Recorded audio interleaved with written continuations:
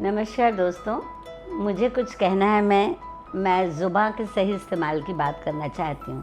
ये बात मैं एक बार बहुत पहले भी कर चुकी हूँ, पर ये उन नए लोगों के लिए जो पहली बार मेरा चैनल देख रहे हैं। यहाँ मैं ये पहले ही स्पष्ट कर दूँ कि ये बात उन बुद्धिजीवियों और राजनीतिज्ञों के लिए नहीं है जो रोज़ उल्टे सीधे बयान देते हैं, ना ही ट्विटर और फेसबुक पर होने वाली बयानबाजी के लिए है।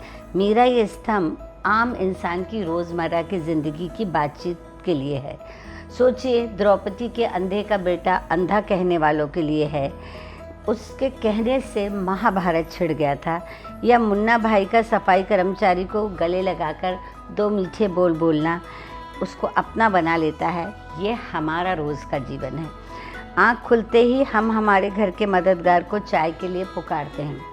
कई बार हम बेहद बुरे मूड में उठते हैं और उसी मूड में चाय का आदेश भी देते हैं। ये पुकार आज आपकी चाय का स्वाद बदल देगा। आप गौर कीजिए, हमने घर के मददगार के लिए जो सामंती सुर का रुख अपनाया हुआ है, उसे एक बार बदलें तो घर का नक्शा, खाने का स्वाद सब बदल जाएगा। एक घरेलू कामगार ने 17 साल बाद अपने मालिक का कत्ल कर दिया। पकड़े जाने पर उसने बयान दिया था कि मैं थक गया हूँ इनके कड़वे बोल सुनकर। मैं मानती हूँ लोगों पर काम का बोझ बहुत ज़्यादा है, पर कबीर ने यूं ही नहीं कहा कि ऐसी वाणी बोलिए मन का आपा खोए, औरों को शीतल करे आपहु शीतल होए। ज़ुबान से व्यक्तित्व की परख होती है। याद है, मुन्ना भाई में लड़की पूछती है, माँ बाप रिश्ते के लिए लड़का देखने भेज रहे हैं, एक ही मुलाकात में मैं उसे कैसे पहचानूं? तब वो उसे सलाह देता है कि आदमी की परख इस बात से होती है कि वो अपने छोटे लोगों से किस टोन में बात करता है। होटल में बैठते ही लड़का बड़ी भद्दी ज़ुबान में हिकारत से वेटर को बुलाता है और लड़की उसी समय उसे छोड़कर उठ जाती है। यदि वो उससे विवाह करती तो ये ज़ुबान उसे सारी उम्र झेलनी पड़ती। मेरी खुद की रिश्तेदार आज इस उम्र में अचानक से तलाक मांग बैठी। ये सच है कि उसका पति निहायत बुद्धिमान, शराब, सिगरेट, तम्बाकू, पराई औरतों से दूर रहने वाला, शिक्षित होते हुए भी अपने बीवी बच्चों के प्रति बोलने का बड़ा शर्मनाक रवैया अपनाता है। बच्चे अब बड़े हो गए हैं, उन्हें अपने पिता का माँ से इस तरह से बोलना बिल्कुल पसंद नहीं आता, सो जुबान के चलते एक परिवार टूट गया। कुछ लोगों को दूसरों को दबाने की बड़ी प्रवृत्ति है। ऑफिस में घुसते ही रामलाल श्यामलाल बेचारे दिन भर गाली खाते हैं। साहब अपने घर की कुंठा उन पे निकालते हैं। शिक्षक घर की कुंठा अपने विद्यार्थियों पर निकालता है हिटलर की तरह। एक बार सिर्फ मीठे स्वर में उसी विद्यार्थी या उसी हेल्पर से गाली की जगह मीठा बोलकर देखिए, शर्म से वो पानी पानी ना हो जाए तो कहिएगा। हमारे सारे काम ज़ुबान पर ही निर्भर करते हैं। आजकल तो बड़ी कंपनियों में इस काम के लिए लोगों को रखा जाता है। आपको सिखाया जाता है कि मार्केटिंग कैसे की जाए। कोई कितना भी आपके साथ बुरा व्यवहार करे, पर आपको मीठा ही बोलना है। एयर होस्टेस की आवाज़ इतनी मधुर क्यों लगती है? वो हर हालत में मीठा बोलती है। जनाब, अपने घर के कुत्ते का ही एक उदाहरण बताऊं कि डांट कर बुलाती हूँ तो वो भाग जाता है, और प्यार से पुचकार आवाज़ देती हूँ तो वो दौड़ा चला आता है। ज़ुबान का फ़र्क जानवर भी समझते हैं। हमारे सालों पुराने मित्र जिनको हम झेलते रहे, हम सब उनकी कड़वी ज़ुबान के आदी हो गए, पर वो बात अब धीरे धीरे हमारे बीच से गायब हो गई, जिसके कारण हमारा याराना था।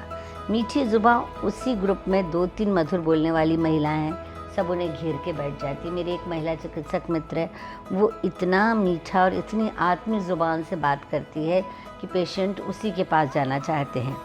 हमारे शहर के बच्चों के एक डॉक्टर हैं जो सभी महिलाओं से बच्चों को लेकर इतने पेशेंटली और इतनी अच्छी भाषा में बात करते हैं कि सभी महिलाएं अपने बच्चों को वहाँ लेकर जाना चाहती। ऑब्वियसली सब माँओं के दुख बहुत बड़े होते हैं, हालांकि कॉमन होते हैं, पर वो डॉक्टर अपना पेशेंस नहीं खोता और बहुत मीठी ज़ुबान से उनसे बात करते हैं। ज़ुबान का काम है सबको अपना बनाना, ना कि रिश्ते तोड़ना।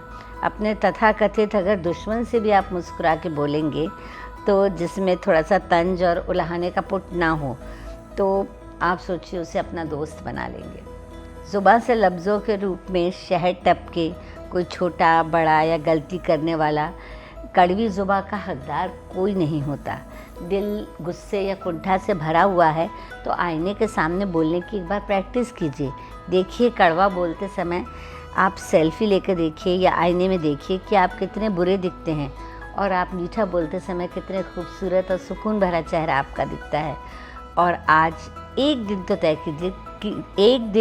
कीजिए कि आज आप मीठे शब्दों में सबका अभिवादन करेंगे, चाहे वो सबसे मिलने वाला आपका गार्ड हो, ड्राइवर हो या घर में काम करने वाला। ये सब आपके लाइफ सपोर्ट सिस्टम है। एक बार दोस्तों रिश्तेदारों के बिना काम चल जाएगा, पर मददगारों के बिना नहीं चलेगा। तो सबसे पहले आप मीठा जो है उन्हीं से बोलिए। और अगर होटल में वेटर से गलती हो भी जाए तो उसे क्षमा कर सकते हैं, उसे प्यार भरी भाषा में समझा सकते हैं। तो ज़ुबां पर शहद रख कर चलिए, ज़ुबां पर शहद रख कर चलिए। शहर का मौसम बहुत कड़वा है, ज़ुबां से ही कायम होते हैं रिश्ते, टूट भी जाते हैं ज़ुबां के प्रहार से। यह वही तरकश है जिससे निकला बाण वापस नहीं आता। ज़ुबां से पहचान है आपके वजूद की, नाम में उपनाम लगाने से कुछ नहीं होता। तो ज़ुबां का संभाल कर उपयोग करें। ऐसा ना हो कि बहुत से रिश्ते खोने के बाद आपको समझ में आए कि हमने फ़लाँ से उस समय क्या कहा था और किस लहजे में कहा था। बहुत बेचैन है तो ज़ुबां को थोड़ा आराम दे दीजिए। तो मेरा आज आपसे यही कहना है।